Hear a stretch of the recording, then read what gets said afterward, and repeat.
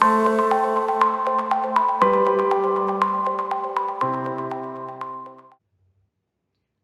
alaykum, qadrli tinglovchilar. Chet tillar o'qitishning integrallashgan kursi fani doirasida navbatdagi mashg'ulotimizni boshlaymiz.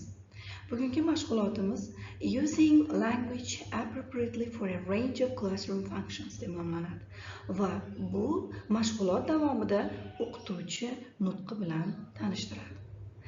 Demak, darsimizni boshlaymiz. Firstly, how do we use language appropriately for classroom functions? What is classroom function itself? Classroom functions are the purposes for which we use language in the classroom. These functions are different and they can vary.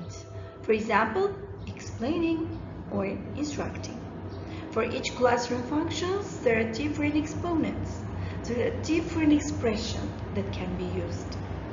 The choice of exponent depends on the learning context and, of course, purpose, the learner's needs, their age, and level. When we choose language that is right for the situations and our audience or learners, we say what kind of language appropriately. Here you can see some common classroom functions of teacher language. They are getting learners' attention, instructing, modeling, encouraging, nominating, prompting, and formality. The first one, getting learners' attention. At the beginning of the sentence, for example, the teacher wants everyone to listen.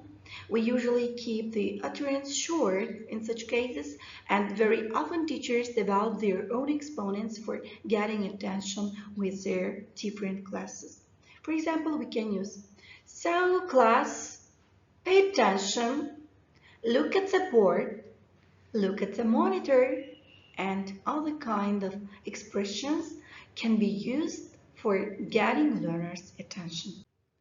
Introducing. When do we use such kind of expressions? Teachers give learners instructions throughout the teaching sequence.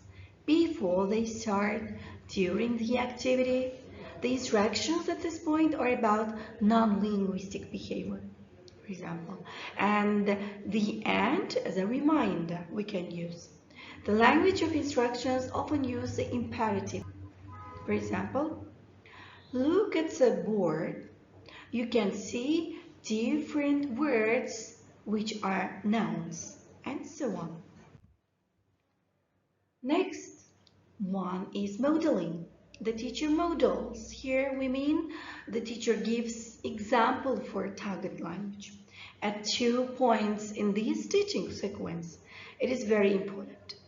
When we model language orally, we say only what we want our learners to repeat after us.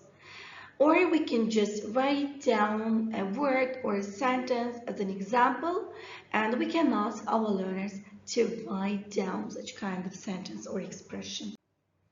Next one is encouraging and instructing. What kind of expressions are considered as encouraging and instructing? Learners are often lacking in confidence and shy about speaking in front of the class. We can encourage them by using different exponents, different expressions which make them feel positive about what they can do and which reduce their level of anxiety. We sometimes also have to tell them what to do as a form of instructing. Next one, nominating. It is choosing and naming one learner to speak or do a particular task. We use learners' names for a number of reasons. For example, to get their attention. For example, they are not listening. To make them feel we know who they are, we are very attentive. Or to make sure that different learners should answer for each question. Next one, prompting a learner to continue. Prompting is helping learners think of ideas of remembering a word or phrase or what to do in order to help our learners.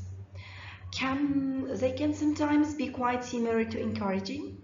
When we prompt, we provide some words, phrase, expressions, ideas, even time to help the learner continue, or we can just help by some gestures. This means we sometimes leave our utterance and finish it, or the learner to finish it for us. Exponents, which are mentioned in the classroom function. There is a range of different exponents for each classroom function, as you can see. The exponents the teacher chooses depend on the context, on our student's age and language level of the learner, and the formality or informality of the teaching situation. The exponents that teachers use must always be appropriate for the situation. Here you can see some examples of exponents for eliciting. These examples are taken from TKT Teaching Knowledge Test course by Mary Spread, Alan Pulvernis, and Melanie Williams. Kyoko. Answer please. What's number 4? Can anyone tell me the answer to number 4? Mr. Giuliani? Would anyone like to try answering number 4? These are phrases for eliciting, as you can see. Modal. A clear example of the target language for learners to repeat or write down or save as a record. How teachers communicate with the student.